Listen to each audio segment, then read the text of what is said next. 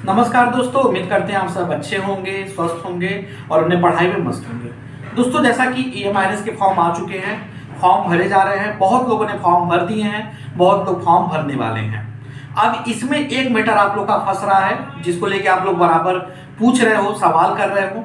Matter ये फंस रहा है कि सर इस बार डिस्क्रिप्टिव पेपर होगा EMIRS का, और इस बार परीक्षा प्रणाली में ये बदलाव किया गया है कि आपका एक प्री पेपर होगा, देन उसके बाद मेंस पेपर होगा।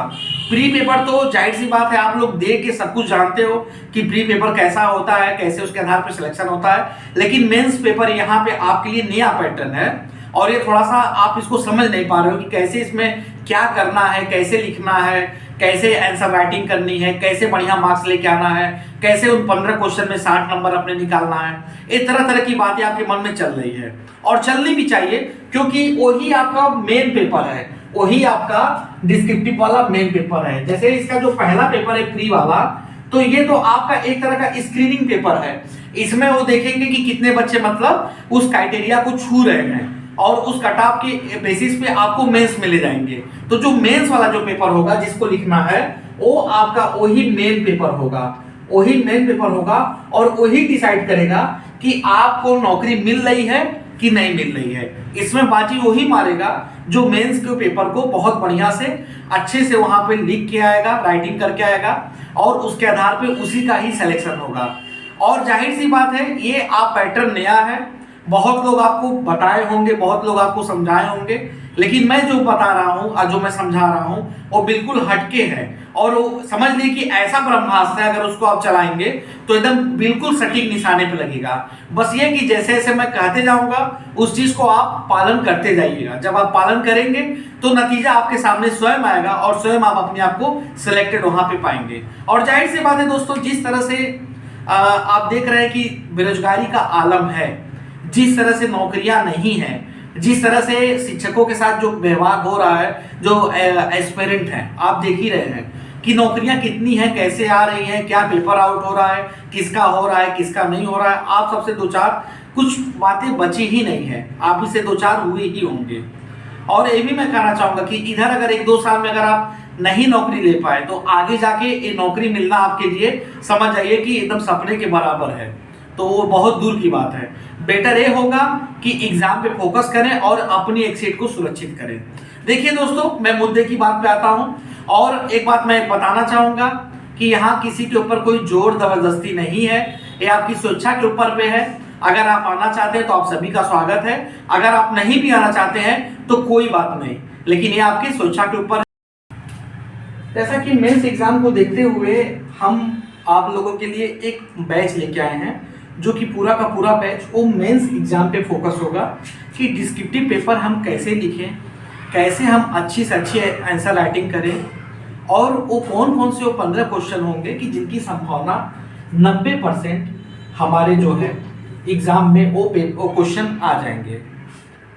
इन सब के अलावा बाकी अपनी प्रिपरेशन को कैसे हम बूस्ट करें। मेन तो देखिए आपका मेन एग्जाम है कि मेन एग्जाम को कैसे लिखना है, कहाँ गलतियां नहीं करनी है, किन किन चीज़ों से बचना है, कौन कौन से पेन का यूज करना है, कौन कौन सा चीज़ों का यूज नहीं करना है, कितने शब्दों में आंसर देना है, इन सब से रिलेटेड आपको गाइड किया जाएगा, सब कुछ बताया जाएगा। और वो साथ ही साथ वो 15 क्वेश्चन लगवाए जाएंगे, आपसे बताया जाएगा पूरा प्रॉपर कि जिनकी संभावना 90% आपके एग्जाम में फंस जाए। ठीक है, उन सब चीजों से रिलेटेड मतलब जितनी भी आपकी क्यूरी है या जितने भी आपके समझ जाइए कि डाउट्स हैं, उन सबको क्लियर कराया जाएगा। इस बैच का जो है शुल्क निर्धारित होगा, क्योंकि जाहिर सी बात है इसमें बहुत सारी चीजें हैं जो आपके लिए करना होगा, चाहे PDF नोट्स हुआ, चाहे आपके लिए एक PPT हुआ, चाहे आपके लिए एक वीडियो हुआ, सब कुछ आपके लिए बनाना होगा और आपको देना होगा, क्योंकि 2 से 3 महीने हार्डली आपकी वहाँ पे प्रिपरेशन करानी पड़ेगी और आपको पूरी तरह से तैयार कराना पड़ेगा। तो यहाँ पे इसका एक शुल्क होगा 199 और ये ऑलरेडी डिस्काउंट है, इसमें कोई भी और डिस्काउंट नहीं होगा। एक बार मैं फिर रिपीट कर दे रहा हूँ, इसमें किसी के ऊपर जोर जबरदस्ती दबाव नहीं है। ये मत सोचना कि सर अब व्यवसायिक हो रहे हैं, व्यवसायिक श्रेणी में जा रहे हैं, ऐसा कुछ नहीं है। सर आप लोग के लिए ही काम कर रहे हैं और आज भी आप लोग के लिए ही काम कर रहे हैं। बात यहाँ पे मेंस एग्जाम की है, आपकी तैयारी की है। और तैयारी के साथ साथ आपकी एक सीट कंफर्मेशन की है, तो उसमें जाहिर सी बात है कई लोग लगेंगे, और जब लगेंगे तो उस अनुसार से भाई उनका भी तो ख्याल रखना पड़ेगा। तो यहाँ पे आपके लिए 199 का एक शुल्क होगा। ये शुल्क देने के लिए आपको इस नंबर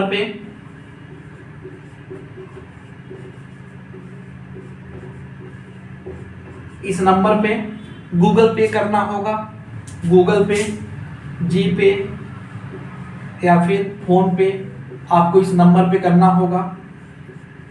उसके बाद करने के बाद इसका जो स्क्रीनशॉट आएगा, स्क्रीनशॉट लेके इसी नंबर पे फिर आपको व्हाट्सएप करना होगा, और व्हाट्सएप में अपना नाम, ठीक है, अपना सब्जेक्ट, ठीक है, और ये स्क्रीनशॉट इसके साथ जो है मेंशन करते हुए इसको सेंड कर देना है। इसके बाद फिर क्या होगा कि आपको एक ग्रुप में जोड़ा जाएगा, और ये जो ग्रुप होगा ये पेड ग्रुप होगा, और इसी पेड ग्रुप में इससे रिलेटेड, इसकी तैयारी से रिलेटेड जितने भी सारे चीजें हैं आपको बताई जाएंगी, और उसके जरिए आपको जो है कंटेंट मिलता रहेगा। तो यही था सूचना, मैंने सोचा आप लोग को बता दूं। अगर आप जुड़ना चाहते हैं, एक बेहतरीन अध्यापक बनना चाहते हैं, और चाहते हैं कि अब लंबा सफर ना हो हमारा और हम अपनी एक सीट निकाल ले जाएं, सुरक्षित सीट निकाल ले जाएं, तो आप सभी का स्वागत है, आप यहाँ पे जुड़ सकते हैं। बाकी देखिए, एक बार मैं रिपीट कर रहा हूँ, किसी के ऊपर कोई जोर जबरदस्ती दबाव नहीं है भाई। देखिए, आप लोग के लिए काम करना है तो काम करना है, जाहिर सी बात है, कई लोग लगेंगे, कई सारी चीजें हैं, तो उस हिसाब से उनको भी कुछ वहां पे एडजस्ट करना पड़ेगा। तो ये मत सोचिएगा कि सर यहाँ व्यवसायिक हो रहे हैं, मैं फिर अपनी बात दोहरा रहा हूँ और आपको मैं बता रहा हूँ। तो अगर आप जुड़ना चाहते हैं, आप सभी का स्वागत है। अपना सब्जेक्ट, अपना नाम लिख के, और इस नंबर पे जो है गूगल पे या फोन पे करके इसके स्क्रीनशॉट को लेके, जो पेमेंट वाली रसीद है, आप हमको व्हाट्सएप करेंगे इस नंबर पे।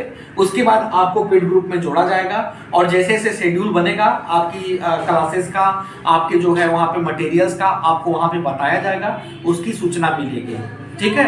बाकी देखो यार, एक बात मैं बता दूं कि अगर आप नौकरी नहीं ले पाएंगे तो आगे आपको और डिफिकल्टी होगी, बहुत सारी चीज़ों का सामना करना पड़ेगा, क्योंकि जाहिर सी बात है, जिस तरह से क्राइसिस चल रही है, अब वो क्राइसिस ऐसी हावी होगी कि आगे आपको जॉब नहीं मिलेगा। तो ये है, आपके ऊपर है। अगर आप आना चाहते हैं, आप सभी का स्वागत है। बस इतना ही। बाकी अगर चैनल पे नए हैं तो चैनल को लाइक और सब्सक्राइब कर दें, और इस वीडियो को शेयर कर दें। बहुत बहुत धन्यवाद।